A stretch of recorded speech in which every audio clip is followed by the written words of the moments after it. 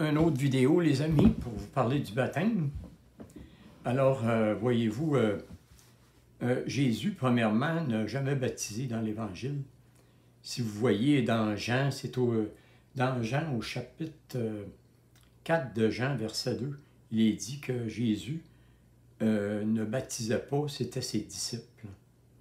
Donc, Jésus lui-même n'avait même pas ce pouvoir-là de baptiser. D'ailleurs, ce n'était pas sa mission. OK? Sa mission, ce n'était pas de baptiser les gens. Mais voyez-vous, dans Éphésiens, au chapitre 5, verset 4, il est mentionné qu'il n'y a qu'un seul baptême, une seule foi, un seul Seigneur. Donc, s'il y a seulement qu'un seul baptême, c'est lequel qui est le bon? Vous savez, parce que il y a l'imposition des mains, qui est le baptême de l'Esprit Saint, et le baptême d'eau de Jean-Baptiste. Voyez-vous? Donc, il ne peut pas y avoir deux baptêmes s'il est mentionné qu'il n'y a seulement qu'un seul baptême. Voyez-vous? Jésus se laisse baptiser dans le Jourdain. Mais croyez-vous que Jésus, il approuvait ce baptême-là? Jésus n'a jamais approuvé ce baptême-là. Hein? D'ailleurs, l'Esprit Saint se manifeste à la sortie de l'eau seulement, lorsque Jésus sort de l'eau.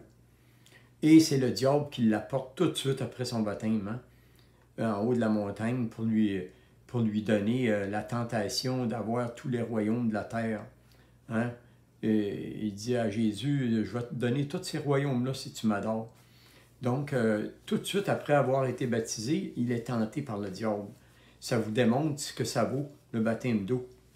Voyez-vous, si Dieu avait été d'accord avec ce baptême-là, il aurait dit, venez voir Jean, le baptiseur, hein, celui qui va vous saucer, il va vous apporter la vie éternelle. Il aurait parlé comme ça dans la Bible. Ben non.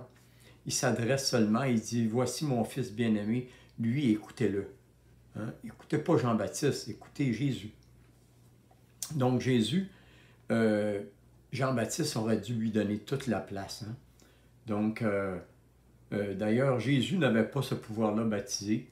Il y avait plusieurs choses que Jésus n'avait pas le pouvoir, comme de pardonner les péchés. Hein? Donc,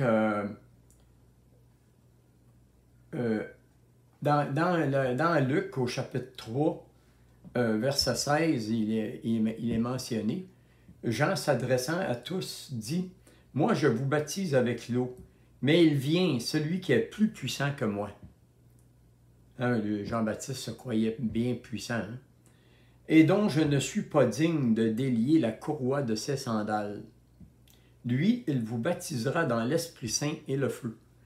Donc, ici, Jean-Baptiste, sans s'en apercevoir, il annonce l'Esprit Saint. Eugène Richer dit la flèche, parce que ce n'était pas Jésus, parce que Jésus n'a jamais baptisé dans l'Esprit Saint et le feu. Essayez pas de trouver un verset où Jésus a baptisé. Dans la Bible, vous n'en trouverez pas. Donc, Jean-Baptiste annonçait quelqu'un d'autre. Et c'était le consolateur, justement, que Jésus annonce, hein, qui va nous envoyer, le consolateur qu'il est mentionné dans Jean au chapitre 14, 15 et 16 de Jean. Le consolateur, celui qui va nous enseigner toutes choses et qui est né au Québec, au Canada. Hein. Donc, vous voyez que le baptême, en réalité, le baptême d'eau, ça ne fait que laver le corps. Tandis que le baptême de feu, c'est un baptême de lumière. Hein? Le feu symbolise la lumière. Donc, la lumière va éclairer l'esprit, va laver l'esprit.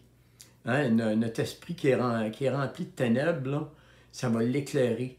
Et c'est ça qui va faire qu'on va être capable de connaître Dieu. Parce que l'humanité n'a pas pu connaître Dieu jusqu'à aujourd'hui parce qu'ils n'ont pas été baptisés dans le feu, dans la lumière, jusqu'à aujourd'hui. Donc, il est possible aujourd'hui seulement de recevoir ce baptême-là, qui est donné seulement que dans la mission de l'Esprit Saint. Alors, c'est ce que j'avais pour vous aujourd'hui concernant le baptême. On va sûrement revenir là-dessus.